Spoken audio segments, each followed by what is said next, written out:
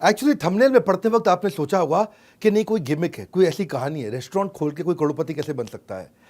7 steps में दूंगा आपको। हाँ, गिमिक देने का आदत नहीं है, गैस देता नहीं, ताली बजाते जाएंगे, स्पीड से चलेंगे। 7 स्ट्रैटेजी। और कहानी किसकी बता रहा हूं? हार्दिक नाम के लड़के की कहानी बताऊंगा, जो हमसे हमारे द्वारा ट्रेन किया गया लड़का, और जो कि एक्चुअली है गुजराती पर मुंबई में पला बड़ा, साड़ी का छोटा सा बिजनेस किया करता था और दर दर भटकता था पूरे देश के अंदर।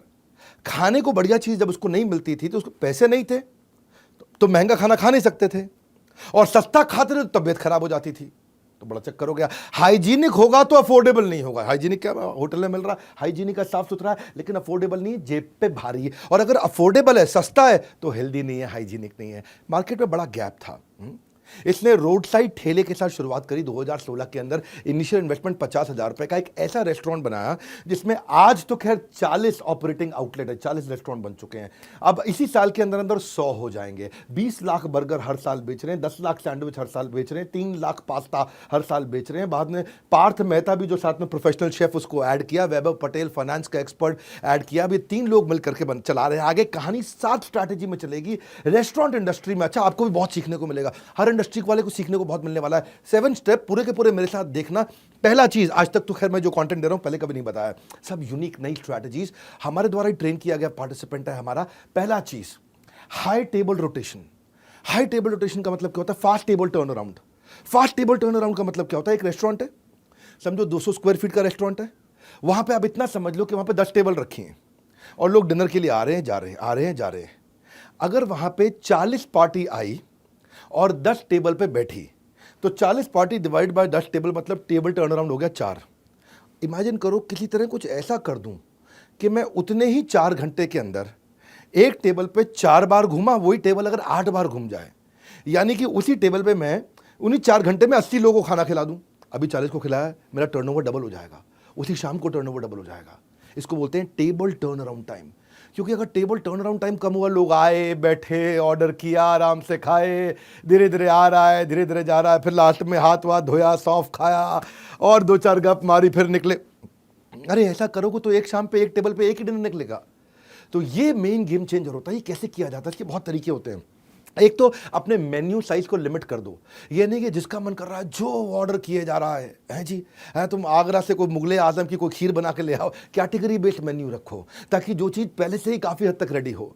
अगर कस्टमर डिसाइड नहीं कर पा रहा है कि मैं ये ऑर्डर करूं कि ये ऑर्डर करूं, आप उसको वो सजेस्ट करो जो जल्दी बन सकता है। कमाल, जल्दी बनेगा तो जल्दी खा के निकलेगा। अगर कस्टमर आके रेस्टोरेंट खाली पड़ा हुआ है तो कस्टमर को कोने में मत बैठो, कोशिश करो कि बीच में बैठ जाए। बीच में बैठेगा ना तो जल्दी खा कर निकलता है। कोने वाला आदमी ज़्यादा देर तक बैठता है। इसको बोलते हैं क्विक सर्विस रेस्टोरेंट। प्लेजेंट हो सके तो प्री मील एक्सपीरियंस दे दो। अगर लोग हैं वहाँ पे पहले ही जब वो आता है तो उसको मेन्यू वगैरह दिखा दो। जब तक उसको टेबल मिलती है आकर के बैठते तब तक खाना भी आ जाता है। ज़्यादा देर उसको वेट नहीं करना पड़ता है। इसमें एक खास बात क्या होती है, जो होस्ट यानी कि जो ऑर्डर लेगा, शेफ जो खाना बनाएगा, सर्वर जो खाना परोसेगा, और क्लीनर जो उठ के जाने के बाद टेबल साफ करेगा, चारों के बीच में सामंजस्य बहुत अच्छा चाहिए। और अगर एसओपी, इंग्रेडिएंट, प्रिपरेशन, प्रेजेंटेशन ठीक हो तो कोई दिक्कत आती नहीं है। हाई टेबल रोटेशन के लिए फूड अड्डा में हमने ये इस तरह काम किया कि 7 मिनट के अंदर एक मील बन जाए। तो इसका जो फाउंडर हार्दिक कमाल कर दिया, हर चीज 7 मिनट में बन जाएगी। इतना तेज टेबल घूमती है कि ज्यादा कस्टमर बैठेगा, ज्यादा कस्टमर ज्यादा टेबल चलेगी तो ज्यादा प्रॉफिट होता है। आपके लिए इस समय जरूर क्या है कि ऐसा मॉडल बनाए कि सेमी कुक्ड हर आइटम रेडी रहे, हीटिंग प्लेटिंग करे, इलेक्ट्रिसिटी बेस्ड पूरा किचन बनाया, गेम चेंज हो गया। दूसरी strategy, mapping the experience of touch point. ये टच पॉइंट क्या होता है? टच पॉइंट होती है 2 चीजें। ये है आपका बिजनेसमैन और ये कस्टमर। ये कब आके टच करेंगे, कब आके मिलेंगे, जितनी बार इंटरैक्ट करेंगे उसको बोलेंगे टच पॉइंट। टच पॉइंट कैसे होते हैं? कोई भी सामान खरीदने से पहले प्री परचेज टच पॉइंट होता है। सोशल मीडिया पे देख लिया, ऐड देख लिया, डिजिटल मार्केटिंग देख लिया, कोई डिस्काउंट स्कीम देख लिया, कोई कंपनी का इवेंट देख लिया, कोई रेफरल रिव्यू देख लिया ऑनलाइन, वो क्या अभी खरीदा नहीं है। ये प्री परचेज टच पॉइंट होते हैं, आपके बारे में कहीं से पता चल गया। फिर परचेज के टच पॉइंट होते हैं जिस समय सामान खरीद रहे हैं। फिर पोस्ट परचेज टच पॉइंट होते हैं, सामान लेके जाने के बाद एक्सपीरियंस कैसा है। तो ये टच पॉइंट्स अगर आप ठीक कर सको, उसमें सारा गेम चेंज होता है। तो यहाँ पे फूड अड्डा के साथ में आउटसाइड क्रिएटिव ब्रांडिंग, ऐसे विजुअल एक्सपीरियंस बना दिया जैसे टच पॉइंट बहुत सुंदर हुआ। और जो मेन्यू के लिए 10 से ज्यादा क्विजीन बना दिया। नॉर्मली जिस तरह के छोटे आउटलेट बनाए ना, 200 स्क्वायर फीट का छोटा टाइट आउटलेट, फूड अड्डा। इस लेवल के आउटलेट पे, इतनी मिनिमम इन्वेस्टमेंट के आउटलेट पे अंदर टच पॉइंट अच्छे नहीं होते। नॉर्मली एयर एसी काम नहीं कर रहा होता, अंदर एलईडीज नहीं लगे होते, म्यूजिक नहीं चल रहा होता, हाइजीनिक एनवायरनमेंट नहीं होता है, क्या खाने की बदबू आ रही होती है, स्मेल होती है, गंदगी होती है, कैटेगराइज मेन्यू नहीं होते हैं। ये सारी चीज़ें अच्छी करके अंदर घुसने के बाद कमरे में कस्टमर का एक्सपीरियंस अच्छा हुआ। और सबसे बड़ी बात, इनके यहाँ जो मेन्यू होगा, समझो 50 रुपए में खाना मिलता है, 75 रुपए में खाना मिलता है। ध्यान रखना, कोई भी ठेले पे भी 50 रुपए में खाना नहीं मिलता, 75 में नहीं मिलता। यही बड़ी बात नहीं है, इससे बड़ी बात सुनिए। टच पॉइंट समझिए क्या है। इससे बड़ी बात यह है कि जब आप इनके किसी भी आउटलेट पे, छोटे से आउटलेट पे जाकर खाना खाएंगे, वहां पे आपको शेफ आएगा। शेफ आकर के लो प्राइस पॉइंट वाले फूड आउटलेट में इंग्लिश में बात करने वाला शेफ जो आपको रेसिपी और इंग्रेडिएंट समझाएगा, ये कहीं नहीं मिलता है। मेरी बात सुनो ध्यान से, मैं क्या बोल रहा हूं। आपने क्या खाना खाया? आपने कोई भी ऐसा खाया, आपने खाया यहाँ पे टावर वॉफल खाया, टावर वॉफल, बड़ा सा वॉफल हुआ, उसको खाने लगे तो आपको आकर के इतने सस्ते प्राइस पॉइंट वाले आउटलेट पे अंग्रेजी में बात करने वाला शेफ जो आकर के आपको इंग्रेडिएंट और रेसिपी समझाए कि मैंने आपको क्या बना के खिलाया, ये केवल 5 स्टार होटल्स में होता है, ये 4 स्टार में भी नहीं होता है, और सारे 5 स्टार में भी नहीं होता। इसको बोलते हैं टच पॉइंट। ये हो गया एक्सपीरियंस। जब कोई चीज़ आपको 4 स्टार 5 स्टार नहीं दे रही, वो आपको 50 रुपए के खाने पर मिल रहा हो, ऐसा अद्भुत अनयूजुअल डिलाइटफुल एक्सपीरियंस जब मिलता है तो ये मेमोरी में छप जाता है। इसको बोलते हैं रिकॉल। हाँ, और उसके बाद तो पोस्ट परचेज होगा कि भाई हैसल फ्री बिलिंग होनी चाहिए। लास्ट में खाना जो पैक करके दिया गर्म रहना चाहिए, इको फ्रेंडली पेपर बैग है, कोई भी चीज़ आउट ऑफ स्टॉक नहीं होनी चाहिए, या जाते वक्त thank you, feedback, follow up, notification एकदम हाथ जोड़ के मुस्कुराहट के साथ भेजें। इसको बोलते हैं टच पॉइंट। खरीदते वक्त एक्सपीरियंस कैसा है। तीसरी स्ट्रैटेजी, हाउस ऑफ 5 सेंसेस, 5 इंद्रियों का घर। सुनना मेरी बात, क्या होता है। सवाल ये नहीं है कि बर्गर, पास्ता, पिज्ज़ा, सैंडविच कैसे बनाओगे, वो तो सारी दुनिया बना रही है। बर्गर, पास्ता, पिज्ज़ा, सैंडविच सारी दुनिया बना। सवाल ये है कि इसको अलग तरीके से कैसे बनाओगे। 5 इंद्रियां सामने वाले की कैप्चर कर लो, इतना अनयूजुअल करो, इतना स्ट्रेंज करो, इतना डिसप्रपोर्शनेट, थोड़ा हिंदी में बोलता हूं, असामान्य, अजीब, अनुपातहीनता। डिसप्रपोर्शनेट, अनुपातहीन। हाँ, जैसे पानी की बोतल ऐसी होती है, लेकिन अगर पानी की बोतल अगर ऐसी मिल जाए अजीब सी, तो अजीब सी लगेगी ना। ये इसलिए किया सब कुछ ताकि माइंड को अनयूजुअल चीज याद हो जाए। वो कैसे किया? हाँ, ऐसे किया, बिल्कुल अनुपातहीन, अजीब सा, असामान्य। बर्गर का नाम रखा लंबू बर्गर, दुनिया का सबसे ऊंचा बर्गर बना के दे रहे हैं। भौकाल बर्गर, जबरा बर्गर, धुआं burger, big burger pizza, French fry pizza, pasta वाला पिज्जा, हटके झटके पिज्जा, मेल्टिंग पनीनी, फिरंगी सैंडविच, चिंगारी सैंडविच, जायंट सैंडविच, हाँ, मेरी गली का sandwich, Mexican sandwich, tower waffle. ये सब नाम अजीब से हैं। होता क्या है, बहुत अजीब अजीब से सुंदर से बिल्कुल पनीनी मेल्टिंग सैंडविच जो है ना, उसमें से एकदम बाहर चीज निकल रहा है। अब जो है ना, देखने में भी अच्छा लगता है, बोलने में भी अच्छा लगता है, सुनने में भी अच्छा लगता है, पकड़ने में भी अच्छा लगता है, स्वाद में भी अच्छा लगता है, खुशबू में भी अच्छा लगता है। सारी इंद्रियां आपके पास आ गई हैं जी। इसी को बोलते हैं सारी इंद्रियां कैप्चर करना। कस्टमर वापस आता है देखने में, बोलने में, सुनने में, पकड़ने में, स्वाद में और खुशबू में। ओए होए होए होए होए होए होए। इन्होंने मल्टी सेंसरी एक्सपीरियंस दिया, और ये जो मल्टी सेंसरी एक्सपीरियंस है, ये इनका सिग्नेचर प्रोप्राइटरी फूड है। ये आपको कहीं और मिलता नहीं है, क्योंकि पहले आप आंखों से खाते हो। लंबू बर्गर, इतना बड़ा ऊंचा सा लंबा सा बर्गर देखा आपने, कहीं नहीं देखा। पहले आंख से खाते हो, बाद में अपने आप खुद जीवा से खाते हो, वो याद रह जाता है। चौथी strategy, tell minimum sell premium. क्या मतलब हुआ? बाहर बोर्ड पे उस चीज का प्राइस लगाओ जो अद्भुत रूप से सस्ती हो। 9 रुपए का बर्गर है जी, 9 रुपए का बर्गर पृथ्वी पे कहीं नहीं मिलता। ठेले से ठेले वाला भी 9 रुपए का बर्गर नहीं देता, लेकिन 9 रुपए का बर्गर देख के आदमी आता है, 4 चीज़ें और ऑर्डर कर जाता है जी। इसका मतलब है टेल मिनिमम और अंदर आकर के सेल प्रीमियम। इसका मतलब क्या है? First sedate then sell at higher rate. क्या मतलब हुआ? सेडेट मतलब ये 9 रुपए का बर्गर देख के आदमी को नशा हो जाता है। सेडेशन समझते हो ना, डॉक्टर सेडेट कर देता है आपको। सेडेशन फॉर सेडेट है, आदमी को नशा। 9 रुपए का बर्गर, 19 रुपए का फ्रेंच फ्राइज, वो देखते आदमी का 10 रुपए की कुल्हड़ चाय, 10 रुपए का नींबू पानी। आदमी देखता, अरे भैया क्या रेस्टोरेंट, इतना कमाल, कलरफुल और इतना सस्ता दे रहा है। अंदर घुसता है तो वो समोसा भी लेता है, बर्गर भी लेता है, नींबू पानी भी लेता है, एक आधी चीज़ महंगी भी लेता है, एक आधी सस्ती भी लेता है। पॉकेट फ्रेंडली जब मेन्यू हो बच्चों के लिए, बाकी सब लोगों के लिए, उसको शुरुआत में आपने शुरू की, बाहर डिस्प्ले आइटम मिनिमम अंदर आइटम प्रीमियम, तो दोनों का कॉम्बिनेशन। क्योंकि ज़्यादातर आइटम इनकी जो है ना वो 40 रुपये से 100 रुपये के बीच में है। अब उससे क्या हो गया, आपको 10 रुपये 20 रुपये वाली आइटम दिखा के ट्रैफिक बढ़ गया, ट्रैफिक बढ़ गया तो बाकी भी आइटम, ये नहीं कि हर आदमी खाली चाय पी के जाएगा 10 रुपये की, ये नहीं कि आदमी आया केवल नींबू पानी पी के आएगा, 4 चीज़ और लेगा। 5वां है low cost food innovation. Food में ना इनोवेशन, फूड में इनोवेशन होता ही नहीं है, एक्सपीरियंस में इनोवेशन होता है। फूड का इनोवेशन एक्सपीरियंस का है। लोग क्या करते हैं, अपडेट करते हैं मेन्यू को, अपडेशन ऑफ मेन्यू। यहाँ ऐसा नहीं है, यहाँ एवोल्यूशन ऑफ मेन्यू। मेन्यू इतना इवॉल्व हो रहा है। क्या किया, इसका तरीका बड़ा सिंपल था, एक अलग टीम बना दी, सारा बिजनेस चलता रहेगा चलता रहेगा चलता रहेगा, एक टीम बिल्कुल अलग, भैया सेपरेट टीम, तुम्हारा काम केवल इनोवेशन है। बोलो किस चीज़ का इनोवेशन, तुम्हें ना नई नई चीज़ें ढूंढ के दुनिया से लेकर के आनी है। बोला कैसे, लेकिन याद रखना जो चीज़ दुनिया में 1,500 रुपये की मिल रही है 5 स्टार में, वो हमें 75 रुपये में देनी है। अब ये है तुम्हारा इनोवेशन। ये टीम को टारगेट ही अलग दे दिया जी है, और 1,500 रुपये की जो ताज में आइटम मिल रही है बहुत अच्छी लगे, उसको 75 में बना के दिखाओ, ये मेन मुद्दा है। बोला फ्यूजन फूड। तो इनका जो मास्टर शेफ है उसका काम क्या है, उसको हफ्ते में 3 दिन मुंबई के हर टॉप रेस्टोरेंट में जाके खाना खाना है, बस केवल वो खाली खाना खाएगा, टेस्ट करेगा अलग अलग आइटम को, महंगे स्वाद को सस्ते के अंदर अफोर्डेबल में कैसे देना है। 1,500 रुपये की चीज़ को 75 रुपये में नॉन वेज आइटम को वेजिटेरियन बना करके देना है। इनके वेजिटेरियन रेस्टोरेंट, ये लोग जैन है, सब जैन गुजराती लोग हैं, सब वेजिटेरियन बनाया इन्होंने। तो इन्होंने क्या किया, 5 चेक पॉइंट बना दिए इसके। पहले कस्टमर को टेस्ट कराएंगे, पहले तो शुरू में कस्टमर को टेस्ट करेंगे, लेकिन वहाँ तक पहुँचने से पहले 5 कि जो रेसिपी बनाई है उसका लैब टेस्ट कर लो, उसको टेस्ट करके देख लो, उसका न्यूट्रिशन चेक कर लो, वो कितनी देर टिक सकता है, जल्दी खराब तो नहीं हो जाता, वो चेक कर लो, और कितने रुपए का पड़ रहा है अपने घर पे अंदर जो बनाने में कितने रुपए का पड़ रहा है। 5 चीज़ें चेक कर लो, सब हो गया। अब उसके बाद क्या करो, कस्टमर को टेस्ट कराओ, पसंद आ रहा है ऐड, जो नहीं चल रही है वो रिमूव, और जो थोड़ा और बेटर करनी है improvise, add remove improvise, add remove improvise, add remove improvise, add remove improvise, यही करते जा रहे हैं। ये गेम चेंज कर दिया, क्योंकि जो फूड इंडस्ट्री है ना वो इनोवेशन को ट्रेडिशन से ज़्यादा रिस्पेक्ट करता है।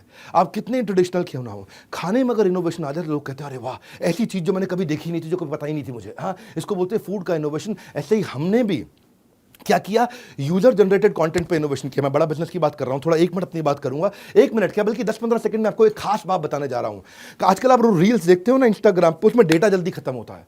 हमने अपनी बड़ा बिजनेस ऐप पे बिजनेस की रील्स डाली और डेटा कम खत्म हुए, डेटा लगे ही नहीं। वैसे आप आओगे अपनी प्रोफाइल कंप्लीट कर लेना, हमने देखा जिसने प्रोफाइल कंप्लीट करी है उसका जो ग्रोथ है, उसके जो फॉलोअर हैं 350% ज़्यादा बढ़े हैं उसके फॉलोअर्स। दुनिया की पहली ऐप ऐसी बनी है जहां केवल बिजनेस और मोटिवेशन की रील्स है और संसार की कोई रील नहीं। वहां पे आकर के आपको कोई नहीं बोलेगा बेबी डॉल में सोने दी, वहां कोई फालतू गाना नहीं चलेगा। वहां केवल बिजनेस ही। आपने अगर डाउनलोड अभी तक नहीं किया कर लीजिए, यहां पे हमने बैजेस बना दिए हैं, लोगों को हजारों फॉलोअर्स मिल रहे हैं, लोगों को बिजनेस मिल रहा है, लोगों को रेवेन्यू मिल रहा है, लोग आके फ्री कंटेंट डाल रहे हैं, आपके लिए फ्री, मेरे लिए फ्री, हर एक के लिए फ्री, हमेशा फ्री। ये बड़ा बिजनेस की ऐप है भाई साहब, अभी डाउनलोड कर लेना। वहां पे आप जितना रेगुलर पोस्ट करोगे, एंगेजिंग पोस्ट करोगे, आपका लेवल बढ़ेगा, लेवल 1 2 3 4 5। आपको क्या बिजनेस मिलेगा वो आप देखिएगा। अभी अगली छठी स्ट्रैटेजी पे चल रहा हूं, लो कॉस्ट मार्केटिंग आइडियाज। इन्होंने लो कॉस्ट मार्केटिंग आइडिया भी 5 तरह के बना दिए। एक होता है मोमेंट मार्केटिंग। मोमेंट मार्केटिंग आप समझते हैं, केजीएफ मूवी आई, बोला केजीएफ की टिकट दिखा दो, मूवी देख के आए तो आपको केजीएफ कॉम्बो देंगे। वुमेन्स डे है तो आपको वॉफल कॉम्बो देंगे। आईपीएल चल रहा है तो इस समय आपको आईपीएल स्पेशल कॉम्बो देंगे। Moment marketing. हाँ, कर्ब साइड मार्केटिंग, बाहर बड़ा अच्छा कर दिया सब कुछ, मैस्कॉट बना दिया, बाहर सेल्फी पॉइंट बना दिया, क्रिएटिव ब्रांडिंग कर दी, फेस्टिवल डेकोर डिस्काउंट कर दिया। या फिर कॉम्बो मार्केटिंग अपने आप में बहुत बड़ी चीज है। कॉम्बो मार्केटिंग का वो विन विन होता है कॉम्बो, एवरेज ऑर्डर वैल्यू बढ़ जाता है। ऐसे आदमी एक आइटम खाता है, एक आइटम खाता है, 40 रुपए की पड़ती, कॉम्बो लेता है तो 150 रुपए का सामान ले जाता है। लेकिन कस्टमर को लगता है कि मैंने 300 का सामान 150 में ले लिया, कस्टमर को लगता है मैंने पैसा बचा लिया, फ्रेंचाइजी को लगता है अरे मेरा एवरेज ऑर्डर वैल्यू बढ़ गया, मैंने पैसा कमा लिया, कस्टमर को लगता है मेरे को कम पैसे में ज़्यादा मिल गया, फ्रेंचाइजी को लगता है मेरा ज़्यादा माल बिक गया। दोनों का फायदा है, कस्टमर का भी फायदा है, फ्रेंचाइजी का भी फायदा है, ब्रांड का भी फायदा है। कस्टमर के मन में एक ही बात होती है, save money save money save money. Franchisee के मन में एक ही बात होती है, make money make money make money. दोनों का काम हो जाता है क्योंकि कॉम्बो में जा रहा है। कॉम्बो में कस्टमर को भी फायदा लगता है, फ्रेंचाइजी को भी फायदा लगता है। Now this is called market, these are marketing idea, reciprocation marketing. जब किसी को आप गिफ्ट दो ना, चांसेस है कि वो भी रिटर्न में आपके लिए कुछ ना कुछ करना चाहेगा। तो इन्होंने क्या किया, हर एक आदमी को बोला पहली परचेज पे आपको डिस्काउंट जरूर मिलेगा। दूसरा, जो भी आ रहा है उसको गिफ्ट, बच्चे आ रहे हैं साथ में तो उनको फ्री चॉकलेट जरूर मिलेगी। तीसरा, हर बार सामान खरीदने पे स्क्रैच कार्ड मिलेगा, स्क्रैच कार्ड को स्क्रैच करोगे तो अगली बार कुछ ना कुछ डिस्काउंट मिलेगा। हाँ, आपको कुछ ना कुछ, आपको इस तरीके के उन्होंने पॉइंट सिस्टम बना दिए हैं, लॉयल्टी बेस्ड सिस्टम बना दिया। और पांचवा, एडवोकेसी मार्केटिंग। ये फूड ब्लॉगर बुलाते हैं उसको, बोलते हैं लंबू बर्गर खा, लंबू बर्गर खाते खाते दुनिया का सबसे ऊंचा बर्गर, अजीबो सी भौकाल बर्गर है जी। हाँ, वो खाते खाते आदमी फोटो बनाता है, वीडियो बनाता है, वायरल हो जाती है। फूड ब्लॉगर तो आते हैं ना, उनको फ्री में खाना खिलाते हैं, वो अपने वहाँ पे इंस्टाग्राम पे जा करके अपने वीलॉग पे जाके वीडियो बनाते हैं। अवेयरनेस वगैरह ठीक है, अगर लोग आपकी एडवोकेसी शुरू कर दें और आपकी तारीफ समाज में करना शुरू कर दें, बिजनेस नेक्स्ट लेवल पहुंच जाएगा। सबसे बड़ी एडवर्टाइजिंग वही है, जब कस्टमर आपकी एडवर्टाइजिंग करने लग जाए। मैं और आप नहीं कर सकते कभी भी। नॉमिनेट कर दिया गया इनको उसके बाद में दुनिया के सबसे टॉलेस्ट वेजिटेरियन बर्गर के लिए। हाँ, लंबू बर्गर, ऐसी ऐसी चीज़ लोग फोटो खींचते हैं ना। अच्छा, शेयर वही होता है जिसको शेयर करने से इज्जत बढ़ती है, लोग बड़ी इज्जत बढ़ती है उनको, अरे ऐसा खाना खाया देखो। खाने की प्रेजेंटेशन बहुत अच्छी कर दी ना कि लोग फोटो खींच के शेयर करते हैं, वायरल हो जाता है। ये है मार्केटिंग का आइडिया। हाँ, उनको लॉयल्टी दे दिया, उनको कूपन की किताब दे दी, ले जो कूपन की किताब, अगली बार आएगा कूपन स्क्रैच करते रहो। और फाइनली सातवीं स्ट्रैटेजी, इस धंधे में मार्जिनलाइज्ड मार्जिन था, थोड़ा सा मार्जिन था।